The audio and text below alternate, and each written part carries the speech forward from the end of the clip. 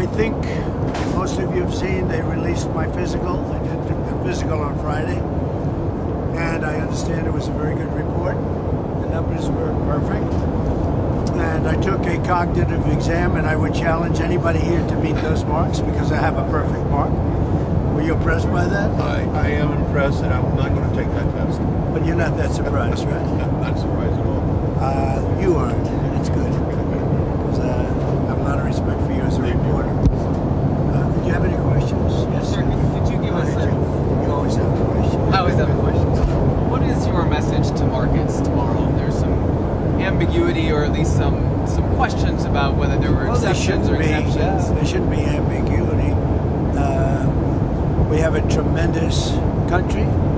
We have a country that's much richer today than it was a few months ago. We have a financial system that's very respected, and we're going to do great. And we were taken advantage of and ripped off by every country all over the world, almost, just about. They laughed at us. We were run by foolish people, and they took advantage of our country, and we're just not going to let that happen anymore. In terms of the big, beautiful bill, right? When do you expect that to get done? Well, I hope soon. The big, beautiful bill. It's the big, beautiful tax cuts, really, and regulation cuts and many other things. It passed its first test, as you know, the last couple of weeks, but particularly during last week, where we had a vote. We won in the House, we won in the Senate, and that was a big chunk of it. And now they're going to eventually take, pretty soon, a final vote.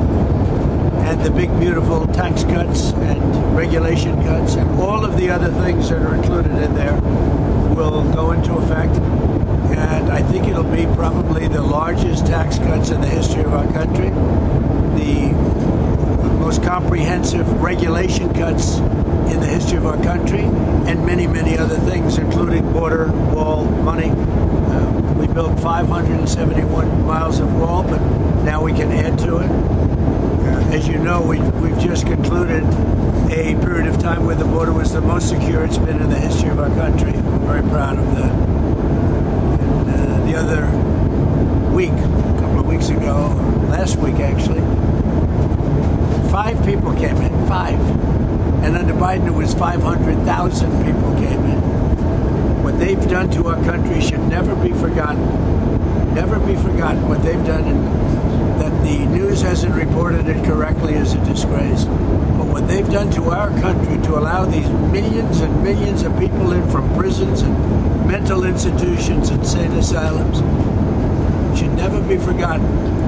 Because we're going to be living with that for a long time. This is tremendous work, tremendous effort. It's one thing, they cause massive inflation, they cause a lot of problems. But what they've done to our border and to our country, you should never forget that, and you should never, as journalists, allow people to forget it. Yeah. Mr. President, can you talk a little bit about the semiconductor tariff that you posted on Truth Social today? What is the timeline for that? And I believe it was Jameson Greer said today that those will not be negotiable. Once those tariffs are in place, they're not negotiable. Is that right? But the tariffs will be in place in the not distant future because, as you know, like we did with steel, like we did with automobiles, like we did with aluminum, which are now fully on, we'll be doing that with semiconductors, with chips, and numerous other things. And that'll take place in the very near future. And all the things. And what we did is we want to uncomplicate it from a lot of companies because that's really where it should be, ideally. And we wanted to uncomplicate it from a lot of other companies because we want to make our chips and semiconductors and other things in our country. And I will tell you, another one is pharmaceuticals, drugs and pharmaceuticals. We want to make our drugs in this country. And by placing a tariff on the companies that are not in this country, they're going to move into our country, and we're going to have our drugs made in the United States so that in case of war, in case of whatever, we're not relying on China and various other countries to supply us with drugs, which is not a good idea. And it'll happen very fast. It'll all happen very fast. Do you know what rate the semiconductor tariff I'm going to be announcing it over the next week. Can you confirm reports that the Social Security Administration has classified thousands of immigrants as dead, even though they're still living? That's what I hear. I mean, that's what has been reported to me. Dead and also very inaccurately. And From the standpoint of Social Security, it's a horrible thing. From the standpoint of the strength of Social Security, when you take dead people out and all of the people that they're talking about that should not be in there, it's going to make our system much stronger. We're making Social Security stronger. The Democrats are destroying Social Security. Medicare and Medicaid also, yes. Do you have a reaction to Russia's Palm Sunday attack on Ukraine? I think it was terrible, and I was told they made a mistake, but I think it's a horrible thing. I think the whole war is a horrible thing. I think the war is, for that war to have started, is an abuse of power. This country would have never allowed that war to have started if I were president. That war is a shame. Millions of people are dead that should be alive. Cities are being destroyed all over Ukraine. The whole culture is gone. It's, or certainly very severely hurt. You know, the chapels, the churches, the spirals, all of the things that they had in Ukraine were among the most beautiful anywhere in the world. And most of them are knocked down and blown up into a million pieces. But most importantly, you have millions of people dead that shouldn't be dead.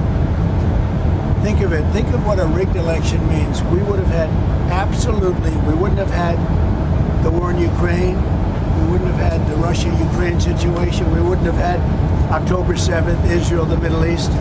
We wouldn't have had inflation. We wouldn't have had the most embarrassing day or a period in the history of our country. That's Afghanistan. One of the most embarrassing moments in the history of our country, Afghanistan. All of these things wouldn't have taken place. Think of it. We wouldn't have had inflation. But millions of people would be alive except for the fact that the election were rigged, because that war would have never started and Putin never would have started that war. Okay, any other When questions? you said they made a mistake in the attack, you said they made a mistake. You were told they made a mistake. Do you mean it was unintentional? They made a mistake. I believe it was. Look, you're going to ask them. This is Biden's war. This is not my war.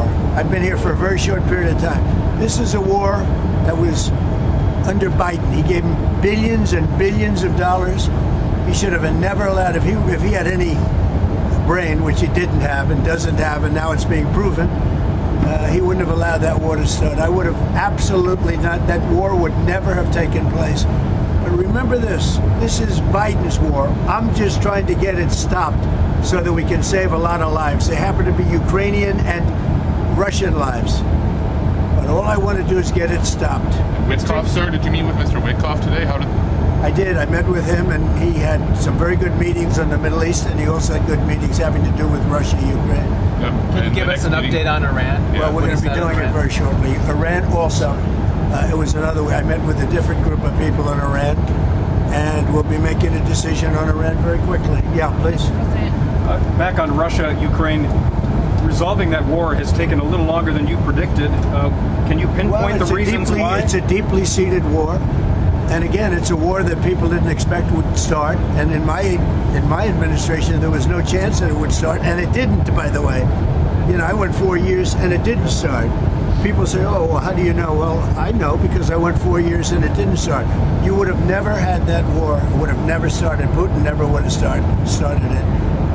I mean, I think, frankly, he had so little respect for Biden that he started it for that reason. And obviously, he didn't get along very well with Zelensky or anybody else. And now you have millions of dead people. And those people, every one of them should be alive right now.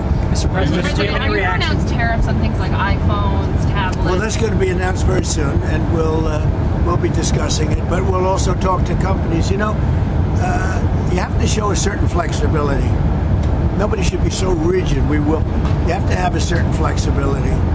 And we're doing really well, and financially our country is going to be stronger than it's ever been. So some products there's flexibility for some products? For some products, yeah, maybe.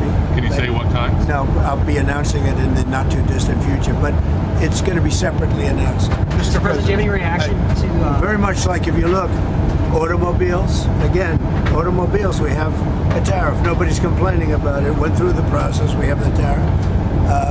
Steel, aluminum, and some other things. So, and by the way, our country is taking in billions and billions of dollars on those tariffs.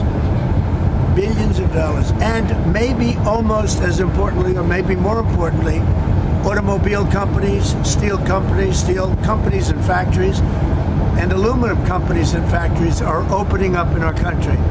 But we're taking in billions of dollars on just those three categories. Speaking of steel, can you talk about your conversations with Nippon Steel and what? Yeah, we're talking about different things, but I think that the United States Steel, one of the great companies of the world, U.S. Steel, should remain in our country. I felt that for a long time. This was one of the greatest companies in the world for a period of time, for a long period of time. It was the single greatest company in America. And I just don't think a foreign company should control it. No, Mr. President, And you know what? They're not going to have to, because the tariffs are going to make U.S. Steel do so well.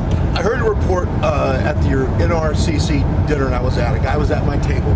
He said that Mexico has been dumping raw sewage in our treatment water. Yeah. We can't keep up with it. Some of it's spilling in the ocean, forcing Navy SEALs to train north of Coronado That's Island. right. And it floats up. And it floats up past Los Angeles, yeah. like everything else. Yeah. Any talks of trying to? Mexico has a faulty sewage system that's dumping sewage into our part of the ocean. Yeah. And the Pacific Ocean's not looking too good on many occasions. Sometimes it stops and sometimes it breaks. And when it breaks, very bad and disgusting things happen. And they shouldn't be doing that. Mr. President, do you have any reaction to the governor of Pennsylvania? His mansion was set on fire. Do you have any reaction to I just heard about it. No, I have to look into it. You got the perfect health report.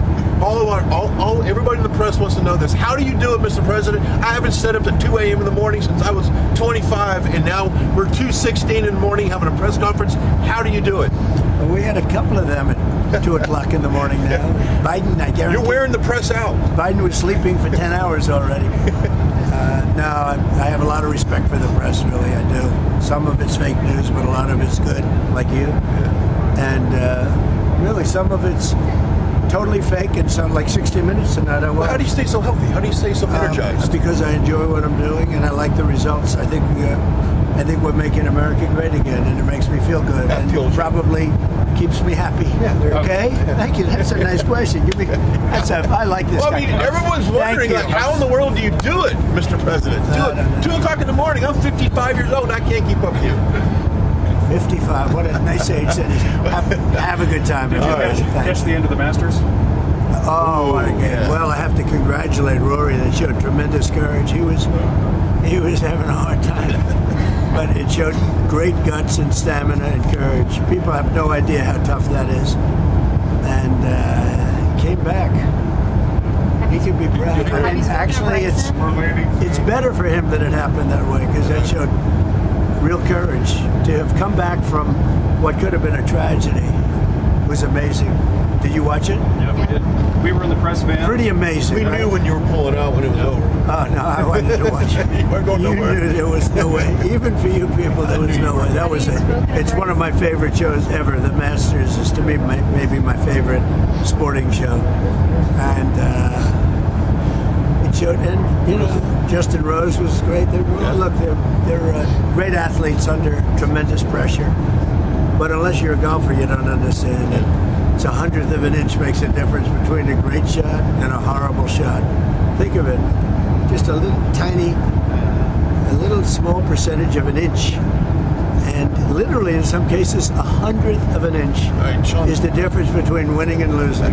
Sean's Pretty telling you to amazing. get out of here. Who is Sean wants you to be We're safe. landing. Let's go. How's he doing? We're He's doing a great job. But he's getting tired being down there. Right, Anyway, thank you very much, Are you everybody. We're close going to have to- some good time. And I hope you enjoyed the fights last night. Oh, it was awesome. Now, those are tough cookies. You think anybody in the field here could I take can't them in a take fight? a punch to the head, Mr. President. No. I can't take it. We don't want that, but they're amazing. Dana White's amazing. Have a good time, everybody. Sir, Thank you. you. Appreciate it.